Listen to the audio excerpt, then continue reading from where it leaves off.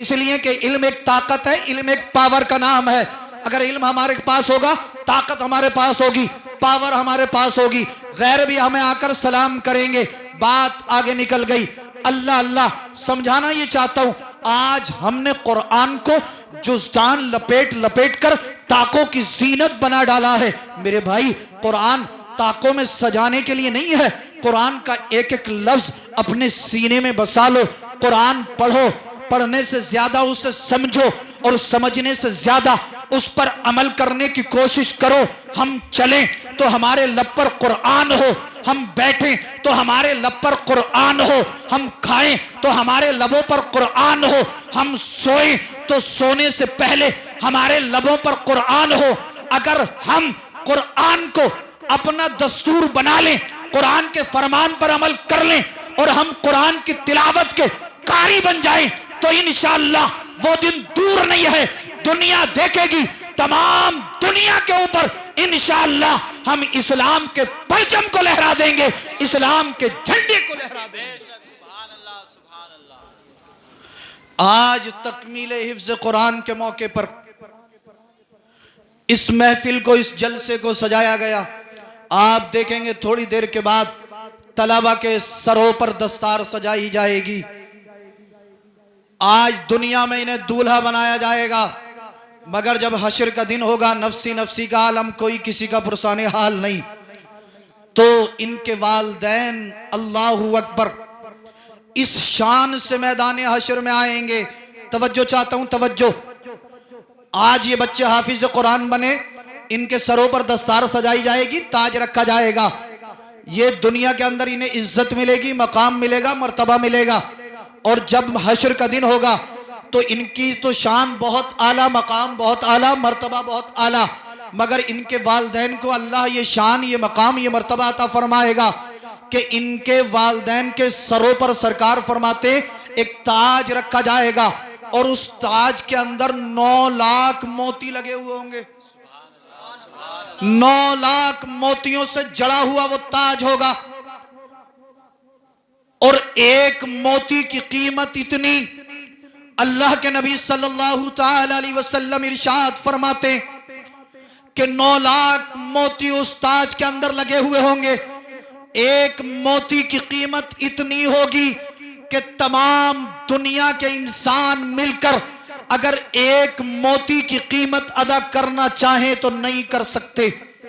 आज आप किसी को देखें कि अच्छा मकान बना लिया तो आप कहते हैं मजे तो फला साहब के हैं, इसलिए कि इन्होंने अच्छी कोठी बनाई है, अच्छा मकान बनाया है, अच्छी बिल्डिंग बनाई है।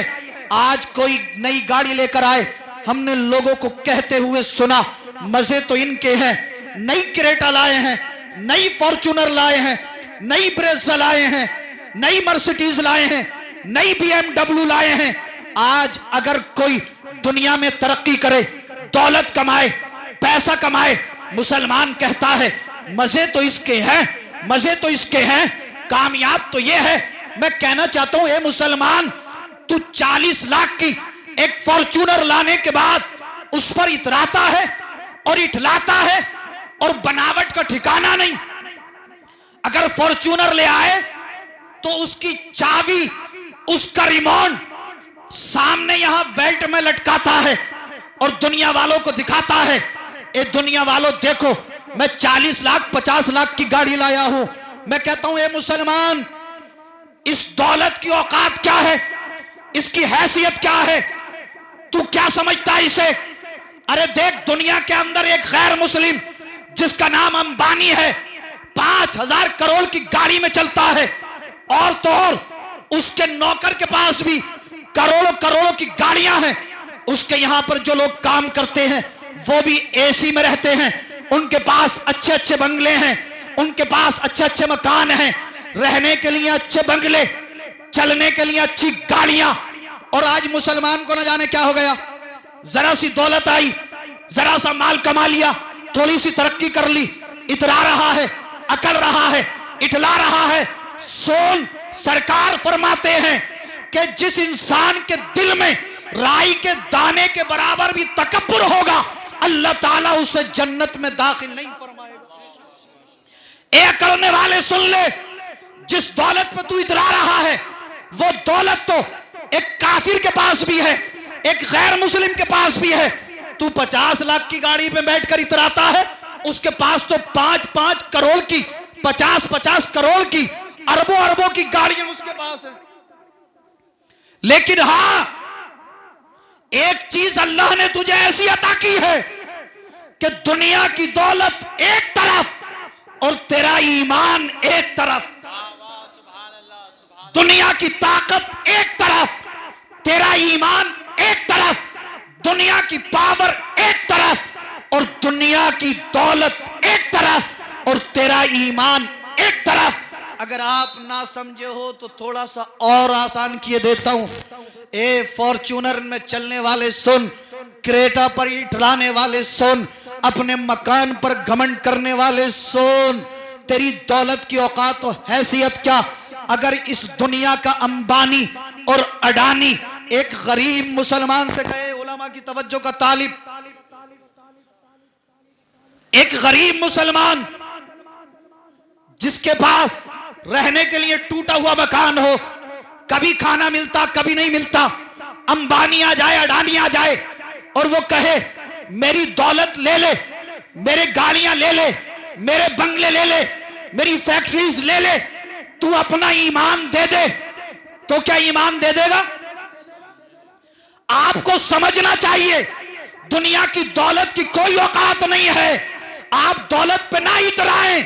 एक गरीब मुसलमान से अगर अंबानी कहे मेरी सारी दौलत ले ले, अपना ईमान दे दे, तो ये गरीब आशिक रसूल कहेगा, ए अंबानी सुन ले, ए अडानी सुन ले, तेरी दौलत पे लात मार दूंगा मगर मैं अपना ईमान ना दूंगा।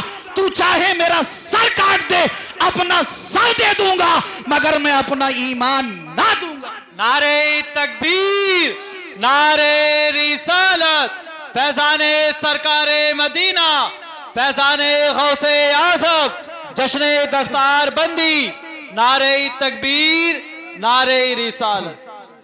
आज आपके पास जरा सी दौलत क्या आई, आप इतराने लगे और आप इस कुरान को बहुत हल्के में ले रहे हो। हम कहते तो बहुत कुछ है भाई, कुरान हमारा ईमान है, लेकिन आपने कुरान को एक तो जैसे पढ़ना चाहिए वैसे पढ़ते नहीं। जिस तरह नमाज सही होने के लिए वुजू का सही होना जरूरी है, पाकी जो है वो मुकम्मल होना जरूरी है, इसी तरह नमाज अल्लाह की बारगाह में कबूल कराने के लिए कुरान का भी सही पढ़ना जरूरी है। अगर आप कुरान सही नहीं पढ़ेंगे तो आपकी नमाज अल्लाह की बारगाह में कबूल नहीं। आप कहोगे सैयद साहब अल्लाह कबूल करने वाला है, मगर अल्लाह ने एक तरीका भी तो बताया, अल्लाह ने एक कानून भी तो बनाया है, अल्लाह ने एक दस्तूर भी तो दिया है, और वो दस्तूर है कुरान। अल्लाह के महबूब ने जो दस्तूर बताया, जो तरीका बताया, अगर उस तरीके के मुताबिक हम नमाज पढ़ेंगे तभी तो अल्लाह की बारगाह में कबूल होगी। ज़कात कैसे दी जाए बताएगा कुरान, रोजा इसका जिक्र कुरान में, हज कब करना इसका जिक्र कुरान में। जिस तरह हमें दुनिया के अंदर जिस्मानी ताकत के लिए खाना खाना जरूरी है, अगर खाना नहीं खाएंगे जिस्म कमजोर हो जाएगा, खाना खाना छोड़ दिया हम बीमार पड़ जाएंगे। इसी तरह अगर हमने कुरान की तिलावत छोड़ दी तो हमारी रूह बीमार हो जाएगी। उस बीमारी से शिफा पाने के लिए, रूह को तकवीयत देने के लिए कुरान की तिलावत करना जरूरी है। मरे हुए दिलों के अंदर जान डालने के लिए अल्लाह के मुकद्दस कुरान की तिलावत जरूरी है। और आप क्या समझोगे यार, मैं आपको समझाने की कोशिश करूं एक हदीस के हवाले से। एक कारी कुरान है, बड़ी तवज्जो से सुनना, तवज्जो है ना, उलमा की भी तवज्जो। एक कारी कुरान जिनका नाम हजरत आसिम है, जानते हो ये कैसा कुरान पढ़ते थे? कुरान पढ़ना सीखा किससे? मेरे नबी से। सुभान अल्लाह, अल्लाह के महबूब से। जिसने कुरान पढ़ना सीखा हो वो कितना अच्छा कुरान पढ़ता होगा। और मेरे भाई कभी कभी बैठकर कुरान सुना भी करो। मेरे नबी हजरत अब्दुल्ला इब्ने अब्बास से फरमाते, ए अब्दुल्ला इब्ने अब्बास, तुम कुरान पढ़ो, कुरान पढ़ो, कुरान पढ़ो। हजरत अब्दुल्ला इब्ने अब्बास कुरान की आयतें तिलावत फरमाते तो सरकार की आंखों में आंसू आ जाते, सरकार की आंखें अश्कबार हो जाती, सरकार की आंखों से अश्क रवा हो जाते। इस हदीस से पता ये चलता है कभी कभी हमें वाज़ो नसीहत सुननी चाहिए, कभी कभी हमें कुरान भी पढ़ लेना चाहिए, और कभी कभी क्यों हमें रोज पढ़ना चाहिए, हमें जो है रोज पढ़ना चाहिए। इतनी तिलावत करनी चाहिए कि हमारे मुर्दा दिलों के अंदर जान आ जाए, हमारे दिलों के अंदर इसके रसूल पैदा हो जाए, हमारे दिलों के अंदर खौफ खुदा पैदा हो जाए। इतना कुरान पढ़ो, इतना कुरान पढ़ो कि दुनिया वालों को ये बता दो, ए दुनिया वालों, हमें तुमसे नहीं, हमें अल्लाह के मुकद्दस कुरान से मोहब्बत।